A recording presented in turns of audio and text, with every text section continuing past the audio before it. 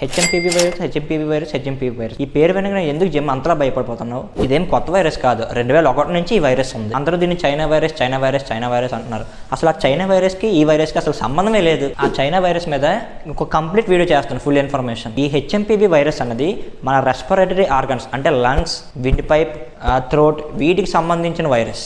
ఈ పార్ట్స్ మీద ఎక్కువ ఎఫెక్ట్ చూపిస్తుంది. అంటే ఎవరికైతే ఇమ్యూన్ సిస్టమ్ అంత కరెక్ట్ గా ఉండదో వాళ్ళ మీద ఎక్కువ ఎఫెక్ట్ చూపిస్తుంది ఈ వైరస్. అంటే మన ఇంట్లో ఉన్న చిన్న పిల్లలు అంటే 5 సంవత్సరాల లోపున పిల్లలు, ముసలి వాళ్ళు, వీళ్ళని మనం జాగ్రత్తగా చూసుకోవాలి ఈ వైరస్ బారిన పడకుండా. సో ఈ ఏజ్ గ్యాప్ ఉన్న పిల్లలకి, ముసలి వాళ్ళకి ఇమ్యూన్ సిస్టమ్ కరెక్ట్ గా ఉండదు. సో వాళ్ళ మీద ఎక్కువ ప్రభావితం చూపిస్తుంది ఈ వైరస్. మొన్నే రీసెంట్ గా January 6 బెంగళూరులో 2 పిల్లలకి, ఒకరేమో 3 నెలలు, ఒకరేమో 8 నెలలు, అండ్ అహ్మదాబాద్ లో 2 నెలల పిల్లవాడు. సో వీళ్ళ ముగ్గురికి ఇండియాలో ప్రెజెంట్ పాజిటివ్ కేసు వచ్చింది. అయితే ఈ వైరస్ వస్తే చనిపోరంటే చనిపోతారు. అమెరికాలో 300 మంది చనిపోయారు. కానీ వాళ్ళు చిన్నపిల్లలు, ముసలి వాళ్ళు అసలు జాగ్రత్తలు తీసుకోక రెస్పిరేటరీ ఆర్గన్స్ అనేవి బాగా దెబ్బతిని ఈ వైరస్ వల్ల వాళ్ళకి సోకి చనిపోయారు. అస్సలు ప్యానిక్ అవ్వద్దాం. ఇంట్లో పిల్లల్ని, ముసలి వాళ్ళని జాగ్రత్త చూసుకొని నువ్వు కొంచెం సిక్ పీపుల్కి దూరంగా ఉండు. ఓకే, మాస్క్ అది వేసుకుని సిక్ పీపుల్ దూరంగా ఉండు చాలు.